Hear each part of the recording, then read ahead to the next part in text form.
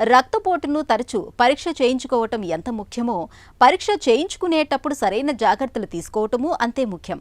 ఎందుకంటే బీపీని కొలుస్తున్నప్పుడు మనం కంగారు పడినా, ఆందోళన చెందినా రక్తపోటులో హెచ్చుతగ్గులు కనిపించే అవకాశం ఉంది. అలాగే మనం కూర్చునే తీరుతెన్నులు కూడా బీపీని ప్రభావితం చేస్తాయంటారు డాక్టర్లు. బీపీని లెక్కిస్తున్నప్పుడు ఎలాంటి జాగ్రత్తలు తీసుకోవాలో ఇప్పుడు తెలుసుకుందాం.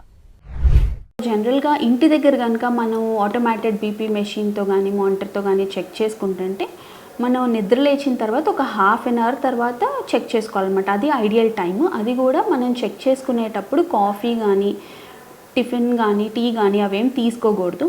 నెక్స్ట్ ఎక్సర్సైజెస్ అవేమి చేసి ఉండకూడదు. స్మోకింగ్ కానీ ఇలాంటివేమీ చేసి ఉండకూడదు. ఇలా చేయకుండా మనం లేచిన తర్వాత ఒక అరగంట తర్వాత, లేచిన వెంటనే కాకుండా ఒక అరగంట తర్వాత బీపీ చెక్ చేసుకుంటే మనకు కరెక్ట్ రీడింగ్ వస్తుంది. అలానే ఆ చెక్ చేసుకునేటప్పుడు ఒక 5 మినిట్స్ కొంచెం ప్రశాంతంగా కూర్చొని మనం ప్లెజెంట్గా రిలాక్స్డ్గా కూర్చొని బీపీ చెక్ చేసుకోవాలి. అలాగే ఒక ప్లెజెంట్ రూమ్లో కూర్చొని మనం చెక్ చేసుకుంటే రీడింగ్స్ కొంత కరెక్ట్గా వస్తుంది. నెక్స్ట్ థింగ్ ఏంటంటే మనం హాస్పిటల్కి వచ్చే ముందు స్మోకింగ్ కానీ కాఫీ టీలు కానీ ఏదైనా ఫుడ్ కానీ తినకపోతే బెటర్. ఎందుకంటే ఇలా ఫుడ్ కానీ కాఫీ టీ కానీ ఇలాంటివి ఏమైనా తీసుకుంటే ఇమీడియట్గా బీపీ రీడింగ్స్ పెరుగుతాయి అన్నమాట. సో అన్నెసరీగా మనకి బీపీ రీడింగ్స్ హైగా రావచ్చు, హైగా చూపించవచ్చు. సో అన్నెసరీగా ట్రీట్మెంట్ అది స్టార్ట్ చేయాల్సిన ప్రాబ్లం రావచ్చు. సో అందుకని మనం వచ్చే ముందు కూడా ఇలాంటివన్నీ చేయకుండా ఈ టిప్స్ ఒకటి ఫాలో అవ్వాలి.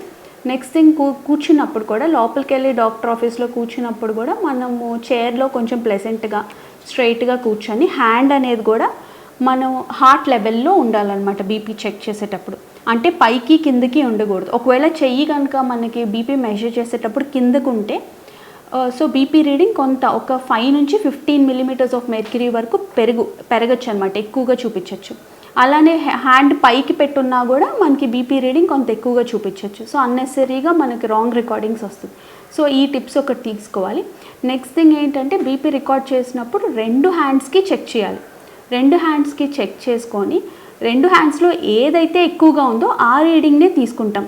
ఓన్లీ సింగిల్ హ్యాండ్కి చెక్ చేయము, బోత్ హ్యాండ్స్కి. ఇని స్పెసిఫిక్గా ఇదేంటంటే మనం కొత్తగా డయాగ్నోసిస్ చేసిన పేషెంట్స్లో మాత్రం కంపల్సరీ 2 హ్యాండ్స్కి చెక్ చేసుకొని బీపీ ఏదైతే హయ్యర్ రీడింగ్ ఉందో దాన్ని రీడింగ్ కింద తీసుకోవాల్సి వస్తుంది.